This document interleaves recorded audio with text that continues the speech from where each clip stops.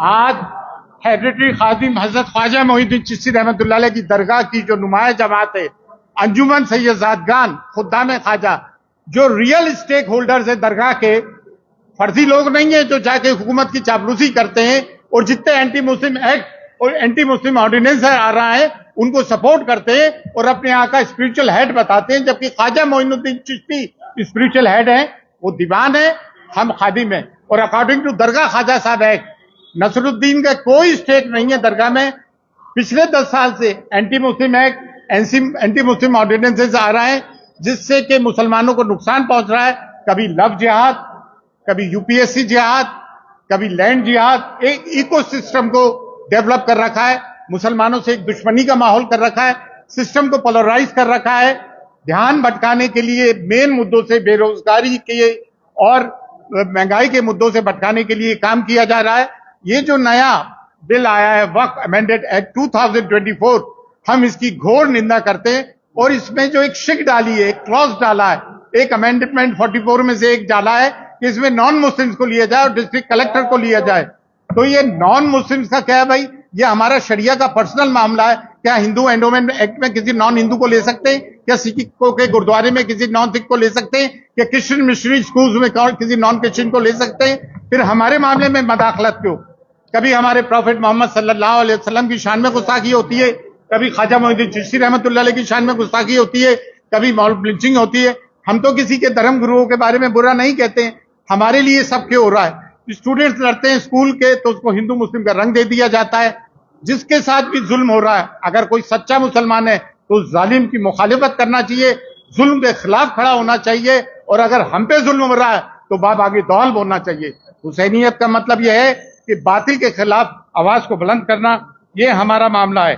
देखिए हमारे मामले में जो है हमारे 3 इश्यूज हैं खुद्दाम ख्वाजा के, और हमने इन तीनों पे प्रिवेल किया। एक तो हमें हुब्बे वतनी है, वतन से मोहब्बत, यहाँ के सांप्रदायिक सौहार्द को हमने हमेशा प्रमोट किया है, डाइवर्सिटी कल्चर को हमने प्रमोट किया है, गंगा जमनी तहजीब को प्रमोट किया है, और आलम इंसानियत, आलम इस्लाम और दीनो मिल्लत पे जब भी परेशानी आई है हमने बोला है। ख्वाजा मोइनुद्दीन चिश्ती रहमतुल्लाह अलैह की दरगाह में सिर्फ 2 ऑफिस हैं, एक central government ministry for minorities का दरगाह कमेटी का, और खुद्दाम ख्वाजा सैयदादगान का अंजुमन सैयदादगान का ऑफिस। यहाँ और किसी का ऑफिस नहीं है, सब बकवास है। और हुजरे भी खुद्दाम ख्वाजा के हैं जहाँ तवर्रुक तकसीम किया जाता है। यहाँ पे जितना भी लंगर होता है, रिलीजियस सेरेमनीज होती है, इंडिविजुअल कैपेसिटी में और कलेक्टिव कैपेसिटी में अंजुमन सैयदादगानी उसको अंजाम देती है। हमने हमेशा हिंदुस्तान का सपोर्ट किया, हम पार्टीशन के बाद छोड़ के नहीं भागे। उस वक्त का दीवान आले रसूल अली खान भाग गया, जबकि लीगल टर्मिनोलॉजी में उसकी प्रॉपर्टी एनिमी प्रॉपर्टी कहलाती है, and that amounts to civil death. लेकिन अपने आप को देशभक्त साबित करने के चक्कर में हमेशा डुप्लीकेट काम करता है, अपने आप को स्पिरिचुअल हेड बताता है, जबकि ख्वाजा मोइनुद्दीन चिश्ती यहाँ स्पिरिचुअल हेड है। ये ऑल इंडिया सूफी सज्जादा नशीन काउंसिल, ये एक फेक बॉडी है। इसमें वो लोग हैं जो इब्नुल वक्त हैं, ये कहते हैं कि हम पूरे हिंदुस्तान की दरगाहों को रिप्रेजेंट कर रहे हैं। अरे यहाँ पे दीवान ज़ैनुल आबिदीन अली साहब जब आते हैं तो सिक्योरिटी लेकर आते हैं। इन्होंने 95 में सिक्योरिटी हासिल की कि आस्थाने में 95 में गरीब नवाज के उर्स चल रहे थे कि खुद्दाम ने गोली चलाई, जबकि कोई गोली नहीं चली, कोई जख्मी नहीं हुआ। ये कह के सिक्योरिटी हासिल की।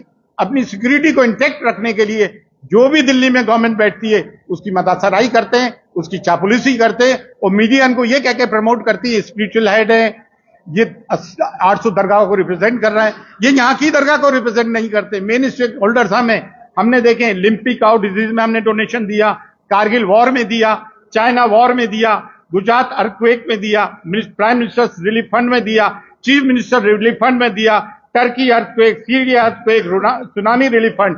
और जो पार्टीशन में खुद्दाम यहाँ से चले गए 1947 में, हमने उनका हिस्सा बंद कर दिया। ये दीवान का हिस्सा चालू क्यों है? That amount to civil death. Nasruddin की दरगाह Khwaja Sahab act is govern by Sunni Hanafi school of thought. उसमें रूल ऑफ प्रोमिनेशन नहीं चलता, औलाद दर औलाद नहीं चलती है भाई। इसका नसरुद्दीन का दरगाह ख्वाजा साहब एक्ट के हवाले से दरगाह में कोई लीगल रोल ही नहीं है। दूसरी बात, ये अपने आप को सज्जादा नशीन कहते हैं। सज्जादा नशीन का मतलब होता है कारपेट, वो कालीन जिस पर के गुरु का शिष्य बैठता है और उनके रास्ते बताए हुए रास्ते पे चलता है। पीर साहब का मुरीद जो खलीफा होता है, जिसको वो पसंद करते हैं अपनी जिंदगी में, वही सज्जादा नशीन होता है। बाबा हजरत ख्वाजा मोइनुद्दीन चिश्ती रहमतुल्लाह अलैह ने बाबा कुतुबुद्दीन बख्तियार काकी को अपना सज्जादा नशीन बनाया, जिनका मज़ार महरौली दिल्ली में। उन्होंने बाबा फरीदुद्दीन गंज शकर रहमतुल्लाह अलैह को बनाया, जिनका मज़ार पाकपट्टन पाकिस्तान में। उन्होंने हज़रत निजामुद्दीन औलिया को बनाया, जिनका मज़ार दिल्ली में। उन्होंने हज़रत नसरुद्दीन चिराग दहलवी रहमतुल्लाह अलैह को बनाया, जिनका मज़ार दिल्ली में। हज़रत निजामुद्दीन औलिया ने हज़रत नसरुद्दीन चिराग दहलवी को बनाया। उसके बाद उन्होंने सज्जादगी खत्म कर दी, सिर्फ खुलफा रहे।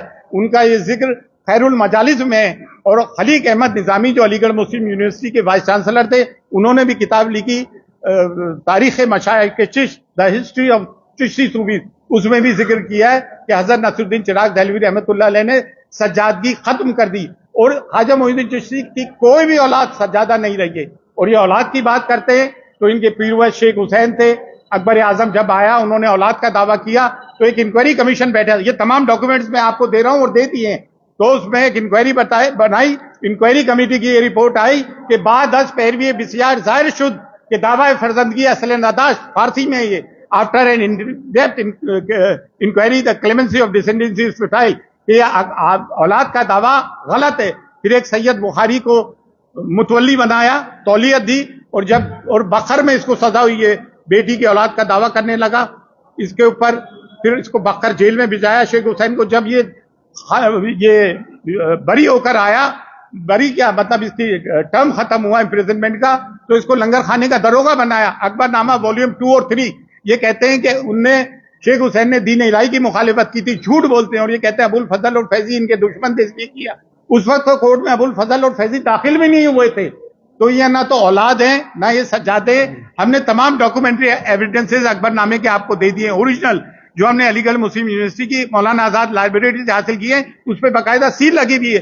ये बरसों से झूठ बोलते आ रहे हैं, लेकिन हम इन्हें नजरअंदाज करते आए। दुनिया जानती है कि 365 डेज 24/7 खुद्दाम ख्वाजा हुजूर गरीबनाज के मजार की तमाम रसूमात अदा करते हैं। आस्थाने की चाबियां वंशानुग्रत हेरिडिटी कैपेसिटी में हमारे पास है, जिसे हम कलीद बरदार कहते हैं। दुआ खैर हम करते हैं। कोई एक आम आदमी आए, प्राइम मिनिस्टर आए, प्रेसिडेंट आए, उलमा आए, मशाक आए, तमाम को ज़ियारत हम कराते हैं। मुहर्रम हो, उर्स हो, रमजान हो, खुलफाए राशिदीन के यौम हो, हजरत आयशा के यौम हो, हजरत फातिमा ज़हरा सलामुल्लाह अलैहा का यौम हो, हजरत अली का मामला हो, 12 रबीउल अव्वल हो, तमाम अखराजात हम उठाते हैं। बाकायदा हमारी ऑडिट रिपोर्ट है, इनकम टैक्स में हमारी ऑडिट रिपोर्ट सबमिट होती है। ये कुछ भी नहीं करते कि खामे बने में मीडिया उनको प्रमोट करती है, क्योंकि ये गवर्नमेंट की खुट्टे मर्दारी करते हैं और हम हक की आवाज उठाते हैं। हमने हमेशा जुल्म के खिलाफ आवाज उठाई है, आलम इंसानियत का साथ दिया है, यहाँ से गंगा जमनी तहजीब को प्रमोट किया है, ह्यूमैनिटेरियन वर्क पे काफी पैसा खर्च करते हैं। और हम बांगे दौल बोलते हैं कि ये जो औकाफ लेकर आई है गवर्नमेंट, इसकी चाल चरित्र चेहरा सही नहीं है। 10 साल से हम पे जुल्म ढा रही है और हम औकाफ की मजम्मत करते हैं। और ये जो जेपीसी बनाई गई है, इसके ये बहुत अच्छा काम हुआ है। इसमें असल में बात यह है कि औकाफ जो है वो गवर्नमेंट के अंदर आता है। सेंट्रल वक्फ काउंसिल माइनॉरिटी मिनिस्ट्री में आती, राजस्थान वक्फ बोर्ड गवर्नमेंट बनाती है। इसके अंदर जो दलाल आते हैं, ये वो लोग आते हैं, जैसे बीजेपी का जमाना आया तो बीजेपी के पिछलग्गू मुसलमानों को डाल दिया, कांग्रेस का जमाना आया तो कांग्रेस के पिछलग्गू मुसलमानों को औकाफ में डाल दिया।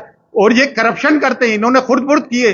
और ये कहते हैं, मीडिया पे एक बात चल रही है कि औकाफ ने गवर्नमेंट के लैंड पे कब्जा किया, लेकिन हकीकत तो यह है कि गवर्नमेंट ने औकाफ की जगहों पे सरकारी दफ्तर बना रखे हैं।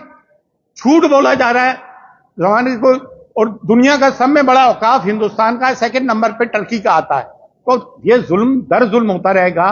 पहले एनआरसी लाके हमारी जो है सिटीजनशिप छीनने का मंसूबा बनाया था, अब इससे हमारी संपत्तियों को छीनने का वो कराया जा रहा है। देखिए, मुस्लिम कौम जागरूक हो गई है और हम अपनी संपत्ति को छीनने नहीं देंगे। और हुसैनी हैं हम, सादात हैं। मेरे जद हजरत अली ने कहा है कि मैं कुफ्र की हुकूमत बर्दाश्त कर सकता हूं, जुल्म की नहीं। और हुसैनियत का मतलब यह है कि बातिल के खिलाफ आवाज बुलंद करना। वो ख्वाजा मोइनुद्दीन चिश्ती की दरगाह के 800 साल से मेन स्टेक होल्डर्स हमें, जो जायरीन जो आता है उससे डायरेक्ट राब्ता हमारा है, हमारा ऑफिस यहाँ है। और जो नसरुद्दीन जो फेक क्लेम करता है, उसका तो according to Dargah Khwaja Sahab act कोई राइट ही नहीं बनता है। तो ये एक मीडिया को भ्रमित, गवर्नमेंट को बेवकूफ बनाया जा रहा है, देशवासियों को बेवकूफ बनाया जा रहा है। और ये जो लोग दीवान भाग गया था आले रसूल अली खान, उसको जस्टिफाई करने के लिए अपने आप को देशभक्त बता रहा है।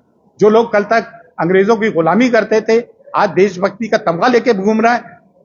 जंग आजादी में तमाम कुर्बानियां, ज्यादातर कुर्बानियां हम मुसलमानों ने दी हैं।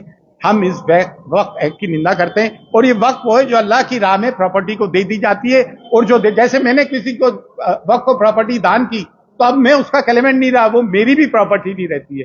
तो ये जितने मामले हैं हमने आपके सामने मुख्तसर से रखे, और उसके डॉक्यूमेंट्री एविडेंसेस हमने आपको प्रोवाइड कर दिए।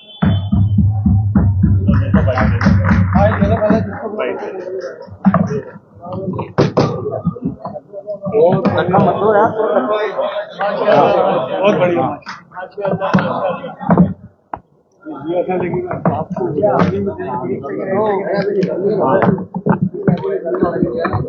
देखो भैया, ये जो रिलेवेंट क्वेश्चन है वो पूछना, बाकियों का मैं जवाब नहीं दूंगा, टाइम वेस्ट मत करना अपना।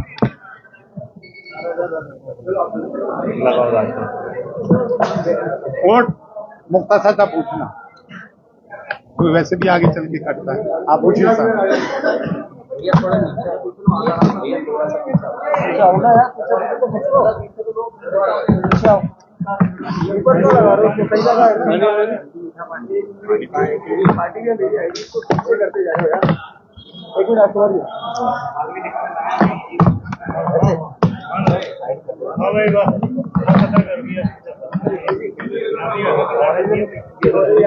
गर्मी लग रही है यार, जल्दी करो, नाश्ता भी नहीं। हाँ बोलो।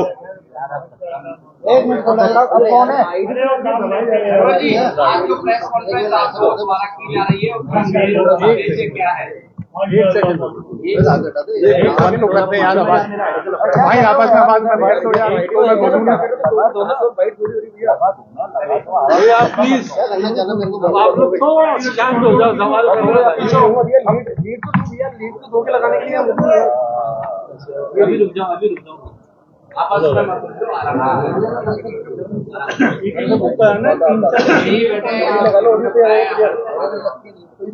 आपको डाल दूंगा, लगा लो ओके भैया, पीछे आओ ना यार, भाई पीछे आओ ना यार।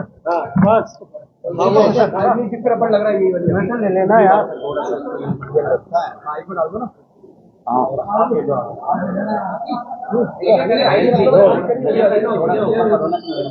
क्या भैया रेडी? आदिल, हाँ जी बताएं। हाँ पूछो। आज की प्रेस कॉन्फ्रेंस का मुख्य उद्देश्य क्या है आपको?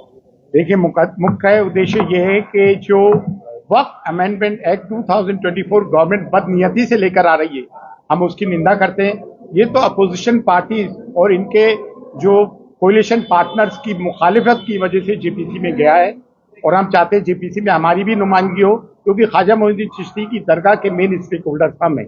और जहां से ये लोग जाके दीवान और उनके बेटे नसरुद्दीन अपने आप को स्पिरिचुअल हेड कहते हैं, और हर एंटी मुस्लिम एक्ट और ऑर्डिनेंसेस को सपोर्ट करते हैं गवर्नमेंट की गुड बुक्स रहने के लिए, हम इनकी मजम्मत करते हैं। ये किसी किस्म के स्पिरिचुअल हेड नहीं है। स्पिरिचुअल हेड ख्वाजा मोइनुद्दीन चिश्ती हैं, और नसरुद्दीन की तो according to Dargah Khwaja Sahab act दरगाह में कोई लीगल हैसियत भी नहीं है। हर मुस्लिम, ये मीर जाफर और मीर सादिक और ऑल इंडिया सूफी सज्जादा नशीन काउंसिल में वो लोग हैं ये दीन और मिल्लत के इस्मत फरोश हैं और मफाद परस्त लोग हैं जो कौम को गुमराह कर रहे हैं। इस वक्त तमाम मुस्लिम उम्मा एक प्लेटफॉर्म पे, और हम ये अल्लाह की राह में एक बनाए, चैरिटी करते हैं हम रिलीजियस पर्पस के लिए। और सब में बड़ी बात, हम इसमें किसी नॉन मुस्लिम को नहीं चाहते, ना डिस्ट्रिक्ट कलेक्टर को चाहते।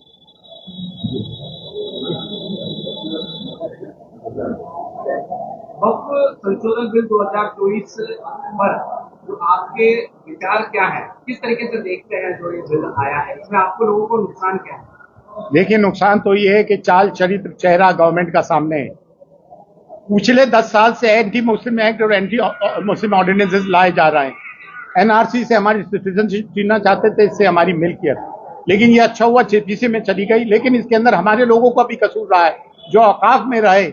औकाफ राजस्थान किसी स्टेट का औकाफ बोर्ड हो या सेंट्रल वक्फ काउंसिल हो, गवर्नमेंट ही बनाती है और इसमें पिछ लगू मुसलमानों को डालती है।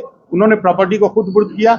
ये भ्रम फैलाया जा रहा है कि औकाफ ने गवर्नमेंट की जमीन पे कब्जा किया, जबकि हकीकत ये है कि औकाफ की जमीनों पे हुकूमत के दफ्तर मौजूद हैं और इतना कम किराया आता है जिससे ये औकाफ की प्रॉपर्टी से हम मुसलमानों का उत्थान हो सकता है एजुकेशन की फील्ड में, मेडिकल फील्ड में। इससे देश का भी भला होगा, देश की भी उन्नति होगी। हम देश से कोई अलग हटके नहीं है, हम पहले भारतीय हैं भाई। और हमने हमेशा गंगा जमनी तहजीब को प्रमोट किया, हमने डाइवर्सिटी को प्रमोट किया। कारगिल हो, चाइना वॉर हो, सुनामी हो, हमने बढ़ चढ़ के हिस्सा लिया हर चीज में, किस में नहीं लिया। दीवान आले रसूल अली खान जो पाकिस्तान भाग गया था, और कानून के हिसाब से उसकी प्रॉपर्टी को एनिमी प्रॉपर्टी डिक्लेयर करना चाहिए, ये कानून है। दूसरी that amount to civil death, और अपने आप को देशभक्ति का झंडा लेकर घूमते हैं, जो कुछ है नहीं अपने आप को बताते हैं। आप सब जानते हैं यहाँ डायरेक्ट हुजूर का इनास के आसानी से और ज़ायरीन ख्वाजा से डायरेक्ट ताल्लुक खुदाम ख्वाजा का इनहेरिटेड कैपेसिटी 365 डेज 24/7 तमाम रसूमात रिचुअल्स हम निभाते हैं, ज़ायरीन को ज़ियारत हम कराते हैं, खिदमत हम करते हैं, दुआ खैर हम करते हैं, आसानी को बंद खोलते करते हम हैं। और 800 साल से ये वतीरा है। उस आदमी का क्या रोल है? हमेशा जब भी एंटी मुस्लिम एक्ट और ऑर्डिनेंस आता है, क्योंकि उसने गवर्नमेंट से सिक्योरिटी ले रखी है, सिक्योरिटी उसकी इंटैक्ट रहे, तो जो भी गवर्नमेंट आती है, कांग्रेस हो बीजेपी हो, उसको जाके सपोर्ट करता है और झूठा भरम फैलाता है। कोर्ट के आदेश से आप उसको पैसे भी देते ही सालाना, दैट्स अ डिफरेंट स्टोरी, इससे रिलेटेड नहीं है, इन कॉन्टेक्स्ट नहीं है। Don't ask stupid question. Saroj ji ये बताया, ये जो बिल है इसमें जो वक्फ बोर्ड की जो आप लोगों की तमाम भारत में जो संपत्तियां हैं, कहीं ना कहीं उनको नुकसान होने की स्थिति है क्या इस बिल से? देखिए, हमें गवर्नमेंट की, मौजूदा गवर्नमेंट की इन कॉन्टेक्स्ट और मुस्लिम किसी भी बात पे विश्वास नहीं है। हर ये वो एक्ट ऑर्डिनेंस लाए जिससे कि दूसरों का अपीसमेंट होता है, तुष्टीकरण होता है। इसमें हमारा कौन सा तुष्टीकरण अपीसमेंट है? कांग्रेस पीरियड में भी हमारा तुष्टीकरण अपीसमेंट नहीं था, वरना राजेंद्र सच्चर कमेटी रिपोर्ट में ये क्या आता कि हमारी मुसलमानों की हालत दलितों से भी बदतर है। That's all, thanks a lot. हाँ हाँ, अमेंडमेंट ये 2024 को 8 अगस्त को जब पेश हुआ था, है ना, अधिनियम में, उससे पहले 2013 में संशोधन हुआ, उससे पहले 95 में संशोधन हुआ। I want to know about your view on this amendment which is early according to the 2024 before 24 से पहले मैं आपका विचार जानना चाहता हूँ। उस वक्त आपने क्यों नहीं कोई टिप्पणी या किसी प्रकार का ऑब्जेक्शन किया? I want to know this things. देखिए, वो जो हुकूमत थी ना, उसके चाल चरित्र चेहरे पे हमें शक नहीं था। पिछले 10 साल से जो हमारे साथ गुजर रही है, हमारे प्रॉफिट की शान में गुस्ताखी, ख्वाजा मोइनुद्दीन चिश्ती की शान में गुस्ताखी, मॉब लिंचिंग, तरह तरह के एक्ट ऑर्डिनेंसेस, तो गवर्नमेंट का रवैया जो है ना एंटी मुस्लिम है, तो देश को विभाजित कर दिया। हिंदू और मुसलमान भारत की 2 संतानें, उसको पोलराइज किया है। तो ये तुष्टीकरण की नीति अपनाई जा रही है और आरएसएस के एजेंडे को प्रमोट किया जा रहा है, इसलिए हमारा सवालिया निशान है। हम इन पे यकीन नहीं करते। आप महिला शक्तिकरण के फेवर में है क्या? कुरान सब में बड़ा सूरह निसा शक्तिकरण के फेवर में, हमसे बड़ा हम अपनी कहते हैं माँ के पैरों के नीचे जन्नत है, हमसे बड़ा शक्तिकरण कौन करता है? अमेंडमेंट में 2 महिलाओं को रखने का भी प्रावधान गवर्नमेंट ने बताया है, क्या आप इस पर राजी हैं या नहीं? मुस्लिम होना चाहिए, जो भी होना चाहिए, औरत हो या मर्द हो, नॉन मुस्लिम नहीं होना चाहिए। उसमें स्पष्ट लिखा हुआ है कि 2 महिला मुस्लिम होनी चाहिए। वेलकम है। और फिर देखिए, मुस्लिम सशक्तिकरण की बात करते हैं तो वो पहले तो अपने आप को देख लें। देखें, हमारे इस्लाम में है कि माँ के पैरों के नीचे जन्नत होती है, हम औरतों को बुरखे में रखते हैं। बिल्कुल। और फिर भाई, ये भारत की संस्कृति सभ्यता है, आपकी सभ्यता है, हाँ, उसको हम चूमते हैं, ऐसी कोई बात नहीं है। Welcome for this culture. लेकिन सबसे बड़ी चीज ये है कि जो पावर दी है आपके वक्त को इस एक्ट के तहत 2024 के तहत, बस ये चीज कटु सत्य है कि सारे एडमिनिस्ट्रेटर जो दिए हैं, आईएएस आईपीएस, उनको वो पावर हैंड ओवर कर दी है कमिश्नर, एडिशनल कमिश्नर, कलेक्टर, क्योंकि वो कलेक्टर जो है वो हस्तक्षेप कर सकता है, उसको अधिकार है। क्या हिंदू एंडोमेंट एक्ट में ऐसा हो सकता है? क्या क्रिश्चियन मिशनरी में ऐसा हो सकता है? क्या सिखों में ऐसा हो सकता है? जब उनके नहीं हो सकता है तो हमारे क्यों? लेकिन वहां तो है, पंजाब में तो किया था। देखिए, नहीं, एसजीपीसी में नहीं है, क्रिश्चियन मिशनरी स्कूल में मैं पढ़ा हुआ हूँ, वहां नहीं है। हिंदू एंडोमेंट एक्ट में है, हम इसकी मुखालिफत करते हैं और हम 10 साल से सब देख रहे हैं कि हम यकीन नहीं करते। जितनी भी संस्था है उसके अंदर भी गवर्नमेंट ने एक्ट लगा रखा है कि आप अपने जो कमेटी है किसकी स्कूल की, उसमें भी आप जातिगत और धर्मगत ना होकर सबके प्रतिनिधि को मैनेजमेंट में रखें। क्यों रखेंगे भाई? ये मुसलमानों ने वक्फ की है प्रॉपर्टी, किसी नॉन मुस्लिम ने नहीं की, और अल्लाह की राह में की है। नहीं, हम नहीं करेंगे, ना होने देंगे इस चीज को। पार्टी भी कर रहे हैं, कोई भी करे, हम नहीं करने देंगे। That's all. सरोज जी, दरगाह दीवान के बेटे के लिए आप कह रहे हैं वो सरकारी सिक्योरिटी वगैरह दी गई है, हाँ। तो क्या उसका आप माननीय न्यायालय के समक्ष क्यों नहीं बात दायर करते कि? अरे, इसमें बेचारा न्यायालय क्या करेगा? न्यायालय के पास बहुत सारे काम है, ये एडमिनिस्ट्रेटिव और पॉलिटिकल मामला है। जो भी दिल्ली में पार्टी आती है उसकी चापलूसी करते हैं, अपनी सिक्योरिटी को इंटैक्ट रखते हैं। यहाँ ये 800 दरगाहों के हेड होने के क्लेम कर रहा है, ये यहाँ खुद ख्वाजा मोइनुद्दीन चिश्ती की दरगाह में सिक्योरिटी लेके आते हैं। लेकिन साहब आपके एडमिनिस्ट्रेटर तो IAS ही तो है कि नहीं? यहाँ कोई IAS नहीं है। यहाँ हकीकत ये देखिए, ये कोई ताजमहल, कुतुब मीनार, लाल किला नहीं है। ये एक धार्मिक और आध्यात्मिक जगह है। ख्वाजा मोइनुद्दीन चिश्ती ने यहाँ कलमा पढ़ाया है इस्लाम का। यहाँ जो इंडियन सब कॉन्टिनेंट में 70 करोड़ मुसलमान है, ख्वाजा मोइनुद्दीन चिश्ती की देन है। और हम उस लेगेसी के कस्टोडियन है। और अब मुसलमानों पे कोई बात आ गई तो हम ही आवाज उठाएंगे। तो सही है sir, That's our duty। Her act के पीछे मेरिट बस डिपेंड आप- है, लेकिन साहब उत्तराधिकारी का सोच सकते हैं। जब हमें जेपीसी में 2003 में जेपीसी में हमारा भी रिप्रेजेंटेशन था, जब जाएंगे तो हम अपनी बात पावरफुल तरीके से रखेंगे। बिल्कुल कहेंगे साहब, वेलकम।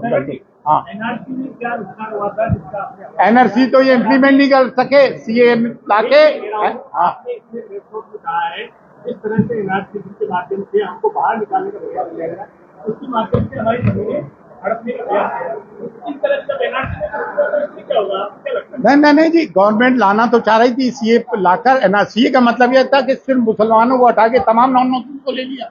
तो अगर NRC लाते हैं तो उनके पास तो ईजी होगा। हमें तो सर्टिफिकेट दिखाना पड़ेंगे, बर्थ सर्टिफिकेट, बाकियों को तो नहीं दिखाना चाहेंगे। और 10 साल से जो हो रहा है, हमें गवर्नमेंट की किसी बात पे विश्वास नहीं। बात होती है विश्वास की, जब सके भाई पे विश्वास उठ जाए तो मामला खत्म हो जाता है। हमें विश्वास नहीं है। काम तो क्या होगा, क्या हो रहा है, हमारे प्रॉफिट की शान में गुस्ताखियां हो रही है, वहां ब्लीचिंग हो रही है। लव जिहाद, अरे लव में तो वफाई और बेवफाई होती है, जिहाद कहां से आ गया भाई। बस दैट्स ऑल, थैंक यू। एक पे कल जो फैसला है, मतलब अभी जो फैसला आया था 1992 को लेकर, क्या लगता है? No more question, no more question. दूसरे अदालत में ये